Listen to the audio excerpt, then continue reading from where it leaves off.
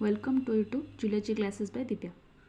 तो आज मैं आपको पढ़ाने वाली हूँ अबाउट द मिक्चुरेशन रिफ्लेक्स। तो ये क्या है जानेंगे आज। So let's start.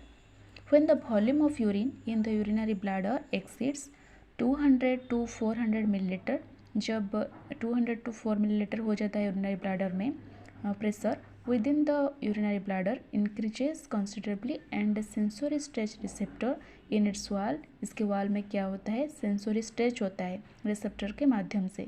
It's will transmit nerve impulse, वो क्या करता है, नर्व इम्पल्स जनरेट करता है into the spinal cord. This impulses propagate to micturition centre. तो ठीक है, तो मिक्चुरेशन सेंटर को ये क्या करता है, प्रोपागेट करता है and triggers a nervous reflex. A nervous reflex trigger करता है जिसको कहते हैं मिक्चुरेशन रिफ्लेक्स।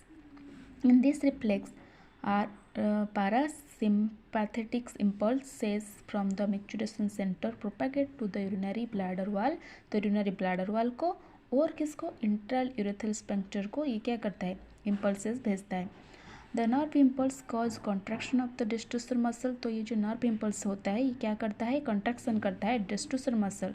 मैंने जो प्रीवियस में बताया था कि डिस्ट्यूसर मसल होता है यूरिनरी ब्लैडर में, तो ये क्या करता है, नर्व इम्पल्स जो होता है यहाँ पे आता है। And relaxation of the internal urethral sphincter muscle. तो ये इंटरनल को क्या करता है, रिलैक्स करता है और इसको, इस मसल को ये क्या करता है, कंट्रैक्ट करता है। ठीक है। The micturition centre inhibits. तो मिक्चुरेशन सेंटर जो होता है ये इनहिबिट्स होता है somatic motor neurons that innervate skeletal muscle in the external urethral sphincter. तो मिक्चुरेशन सेंटर जो है वो क्या करता है, सोमैटिक मोटर न्यूरॉन्स को इनर्वेट करता है, जिसकी वजह से एक्सटर्नल में जो स्केलेटल मसल है वो इनर्वेट हो जाता है।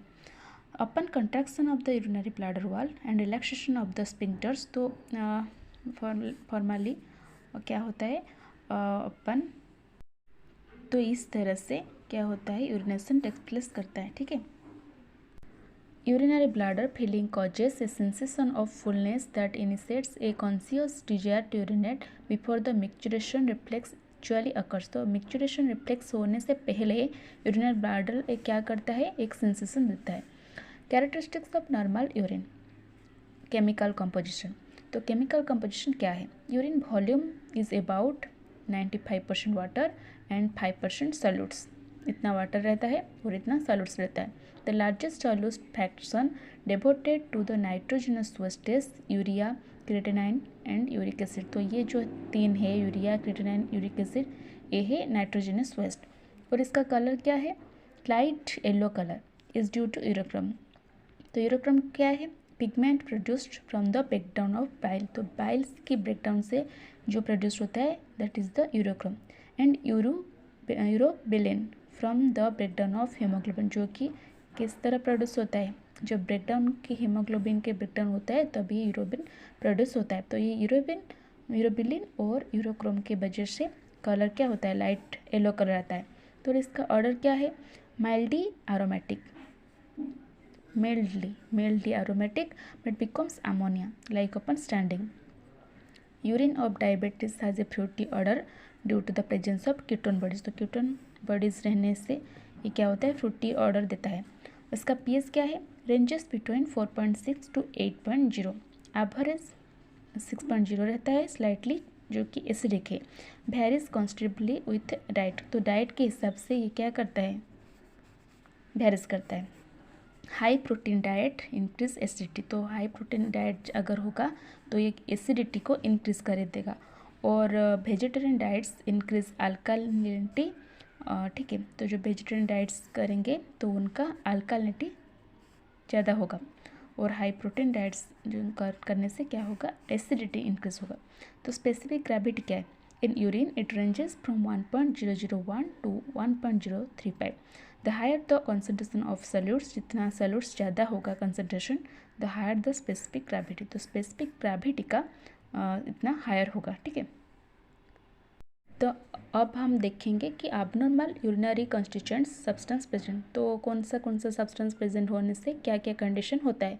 तो ग्लूकोज अगर प्रेजेंट होगा यूरिन में तो ग्लूकोसूरिया होगा, दिखाई देगा, इसको कहते हैं ग्लूकोसूरिया। ठीक है, ये कंडीशन को, नेम ऑफ कंडीशन को कहते हैं ग्लूकोसूरिया। अगर प्रोटीन्स प्रेजेंट रहेगा तो प्रोटीनूरिया, कीटोन बॉडी से अगर प्रेजेंट रहेगा तो कीटोनूरिया, हीमोग्लोबिन प्रेजेंट रहने से हीमोग्लोबिनूरिया, बाइल पिगमेंट्स प्रेजेंट रहने से बिलीरुबिनूरिया, एरिथ्रोसाइट्स प्रेजेंट रहने से हेमाटोरिया, ल्यूकोसाइट्स जिसको पुस भी कहते हैं अगर वो प्रेजेंट रहेगा तो इसको कहेंगे पायूरिया।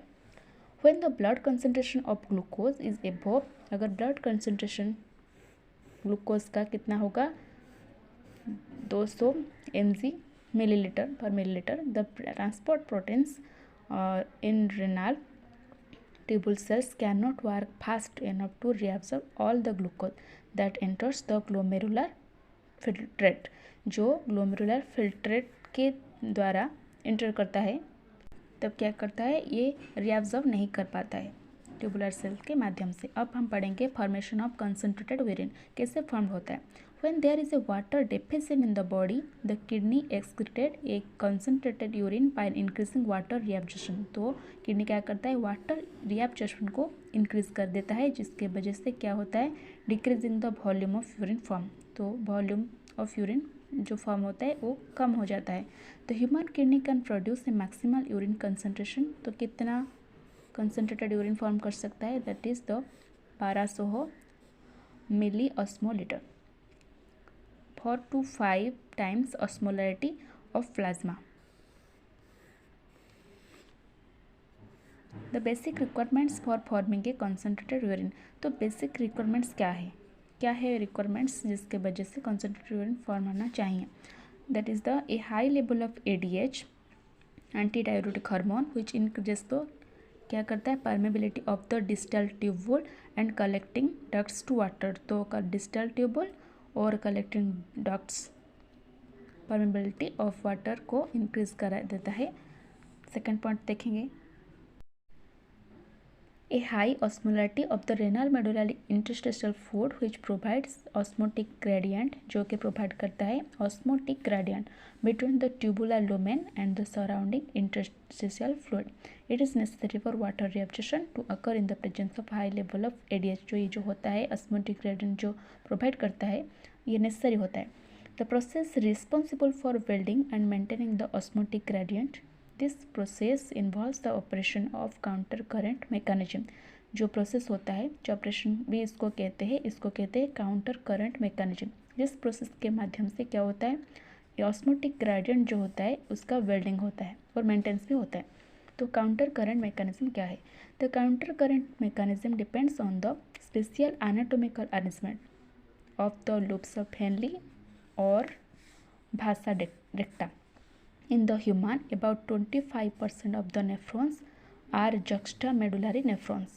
Flow in the long loop of Henle is considered countercurrent because the flow in the two closely adjacent limbs of the loop moves in opposite direction, क्योंकि ये क्या करते हैं, opposite direction में flow करते हैं, इसलिए इसको कहते हैं counter current. Two types of counter current mechanism exist in the kidney, तो दो रहते हैं काउंटर करंट मैकेनिज्म, क्या क्या है, एक है काउंटर करंट मल्टीप्लिकेशन और एक है काउंटर करंट एक्सचेंज। तो इस पार्ट में इतना रखना चाहूँगी, नेक्स्ट पार्ट में मैं काउंटर करंट एक्सचेंज के बारे में बताऊँगी और जो पार्ट आएगा वो होगा last part of the exclusive system. So like, share and subscribe my channel and tap the notification bell to know first about my video and bye, thank you.